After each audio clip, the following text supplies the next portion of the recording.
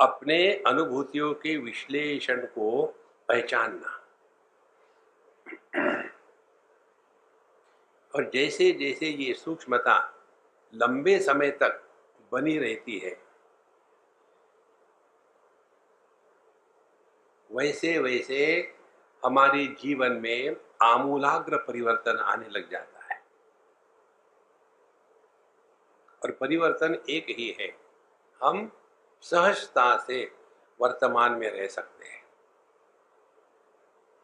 सहजता से वर्तमान में लगना माने माने जहाँ जो जब कुछ करना है या नहीं करना है, उसके लिए प्रयत्न की आवश्यकता नहीं। सोना है तो सो गए, नहीं सोना है तो काम में लग गए।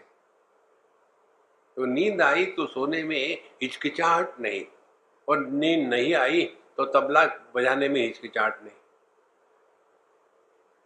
जीवन की ये जो सहजता है, यही हमको वर्तमान में रखती है। इस प्रकार से हमने ये 33वें धारणा में सीखा।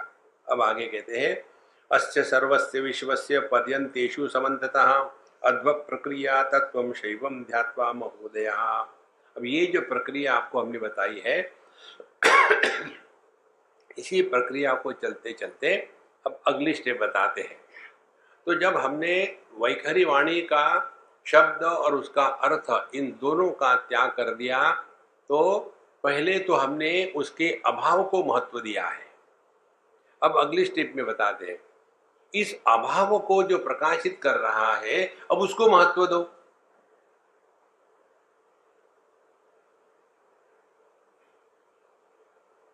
शब्द परेशान करने वाला, शब्द का अभाव शांत है, कोई परेशान नहीं करता। तो कहीं शांति में फंस मत जाना।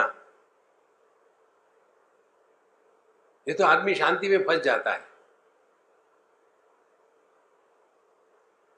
तो फिर आगे कहते हैं, अब यहां अपने आप को रखो कि जो भाव और अभाव, इन दोनों का प्रकाशक है, वह शिव तत्व है। तो यदि हम वहां पहुंचे, उसके साथ अपने को एक कर लिया, तो भाव और अभाव, इन दोनों का हम पर कोई प्रभाव नहीं पड़ेगा। कैसे? जैसे आकाश, आकार हो या आकार नहीं हो, आकार पैदा हो या आकार टूट जाए, आकार, उनके प्रकार और इनके विकार, इनका प्रभाव आकाश पर नहीं पड़ता।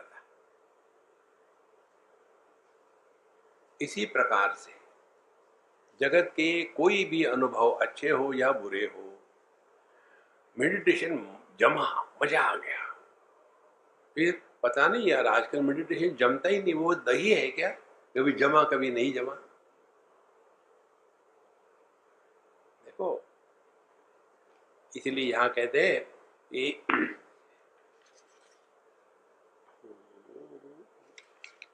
अस्य सर्वस्य विश्वस्य पर्यंतेषु समन्ततः अद्भुत प्रक्रिया तत्वं शैवं ध्यात्वा महोदयः।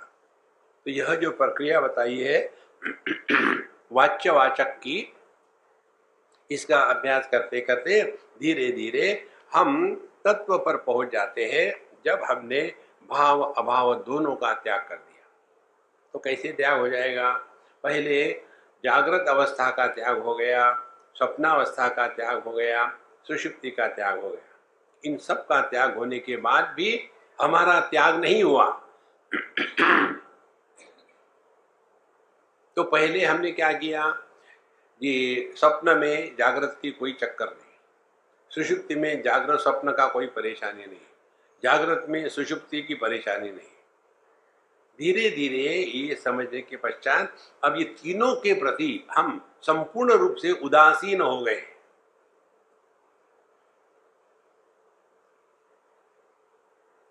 और उदासीन होने के पश्चात यह बात समझ में आती है कि ये सब के सब चला चली का खेला है, हम पर इसका कोई प्रभाव नहीं।